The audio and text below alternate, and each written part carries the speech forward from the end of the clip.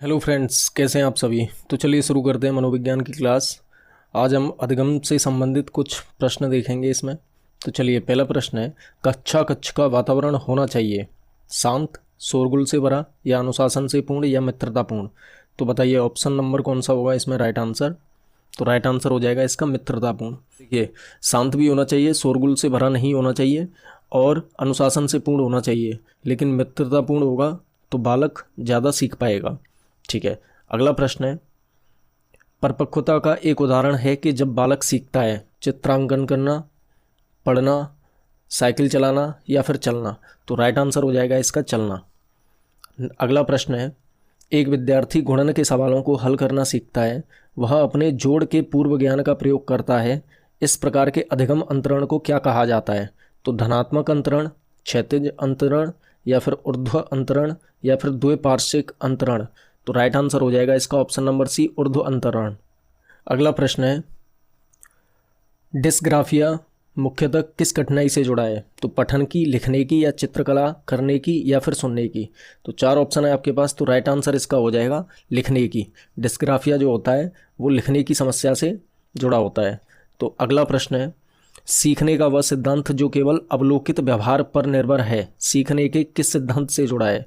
तो सीखने का सिद्धांत जो अवलोकित व्यवहार पर निर्भर है वह किससे जुड़ा हुआ है। तो राइट आंसर हो जाएगा ऑप्शन नंबर ए, संज्ञानात्मक सिद्धांत से जुड़ा है। अगला प्रश्न है, कक्षा शिक्षण में अधिगम को किस रूप में पहचाना जाता है। तो चार ऑप्शन है आपके पास।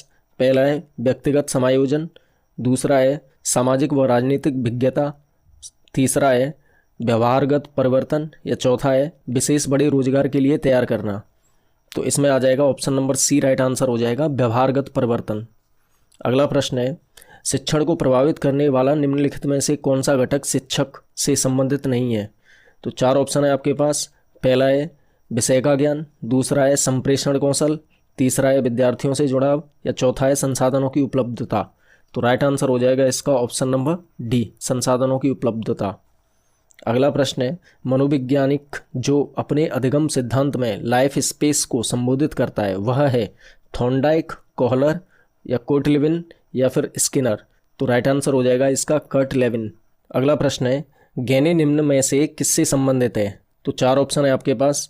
पहला है अधिगम का श्रेणी क्रम, या दूसरा ऑप्शन है अधिगम के सिद्धांत, या फिर अधिगम का मूल्यांकन, या फिर अधिगम का प्रबंधन। तो गैने जो जुड़ा हुआ है मुख्य रूप से वो जुड़ा हुआ है अधिगम के श्रेणी क्रम से। अगला प्रश्न है, व्यवहार में होने वाले स्थायी परिवर्तन जो अभ्यास के कारण होते हैं को कहा जाता है सीखना, सोचना, या क्रिया करना, या कल्पना करना। तो राइट आंसर हो जाएगा इसका ऑप्शन नंबर ए, सीखना। व्यवहार में जो होने वाला स्थायी परिवर्तन होता है उसको हम सीखना बोलते हैं। अगला प्रश्न है, निम्नलिखित में से कौन सा कारक स्मृति से संबंधित नहीं है। स्मृति से इनमें से कौन सा कारक संबंधित नहीं है। तो पहला ऑप्शन है आपके पास पहचान, दूसरा है धारण, तीसरा है पुनर्स्मरण, चौथा है अनुभूति। तो राइट आंसर हो जाएगा इसका अनुभूति। अगला प्रश्न है, निम्नलिखित में से कौन सा भूलने का सिद्धांत है। तो चार ऑप्शन है आपके पास। तो राइट आंसर इसका हो जाएगा प्रतीपकारी अवरोध। अगला प्रश्न है, निम्न में से कौन अधिगमकर्ता को अधिक स्वतंत्रता देता है। तो चार ऑप्शन है आपके पास। पहला ऑप्शन है संरचनावाद, या दूसरा क्रियाशीलतावाद, या तीसरा व्यवहारवाद, या चौथा सृजनशीलतावाद। तो राइट आंसर हो जाएगा इसका सृजनशीलतावाद। अगला प्रश्न है, निम्न में से कौन सा अधिगम को अधिकतम करने के लिए सर्वाधिक उचित है। तो यहाँ ऑप्शनों को देखिए आप आराम से पॉज करके वीडियो को, और राइट आंसर इसका हो जाएगा शिक्षिका को अपनी संज्ञानात्मक शैली के साथ साथ अपने शिक्षार्थियों की संज्ञानात्मक शैली की भी पहचान करनी चाहिए। अगला प्रश्न है, जब एक बावर्ची खाना पकाते समय खाने को चखता है तो वह किसके समान है। नंबर ए, सीखने का आकलन, नंबर बी, सीखने के लिए आकलन, या नंबर सी, सीखने के रूप में आकलन, या फिर नंबर डी, आकलन और सीखना।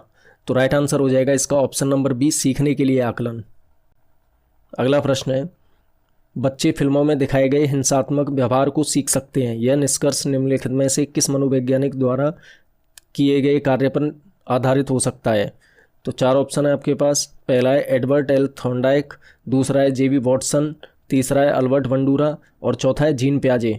तो राइट आंसर हो जाएगा इसका अल्बर्ट बंडूरा। अगला प्रश्न है, किसके द्वारा निपुणता अभिविन्यास को प्रोत्साहित किया जा सकता है? तो 4 ऑप्शन है। पहला है शिक्षार्थियों के व्यक्तिगत प्रयासों पर ध्यान केंद्रित करने।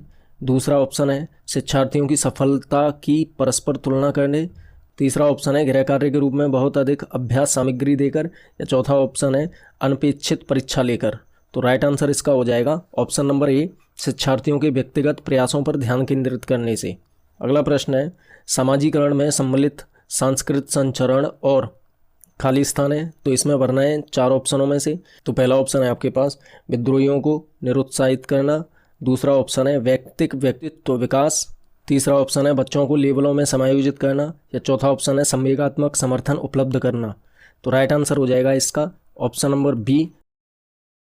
अगला प्रश्न है, सीखने की खेल विधि उपयोगी है? तो ऑप्शन नंबर ए बाल्यावस्था के लिए, ऑप्शन नंबर बी प्रौढ़ावस्था के लिए, ऑप्शन नंबर सी युवावस्था के लिए, या फिर ऑप्शन नंबर डी परिपक्वता अवस्था के लिए। तो राइट आंसर हो जाएगा बाल्यावस्था के लिए। अगला प्रश्न है, अभ्यास के कारण व्यवहार में परिवर्तन कहलाता है वृद्धि, अधिगम, परिपक्वता या प्रेरणा?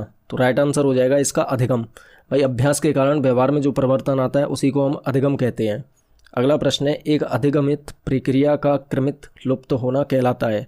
तो 4 ऑप्शन है आपके पास। पहला है विलोपन, दूसरा है सामान्यीकरण, तीसरा है विभेदन, चौथा है अनुबंधन। तो राइट आंसर हो जाएगा इसका ऑप्शन नंबर ए विलोपन। अगला प्रश्न है, निम्नलिखित में से किसमें ऐच्छिक व्यवहार उसके परिणामों या पूर्विकता से शक्तिशाली या कमजोर होता है? तो 4 ऑप्शन है आपके पास, क्रिया प्रसूत अनुबंधन, या प्राचीन अनुबंधन, या सूझ अधिगम, या स्वतः अधिगम। तो राइट आंसर हो जाएगा इसका क्रिया प्रसूत अनुबंधन। तो चलिए मिलते हैं आपसे अगले वीडियो में, तब तक के लिए जय हिंद।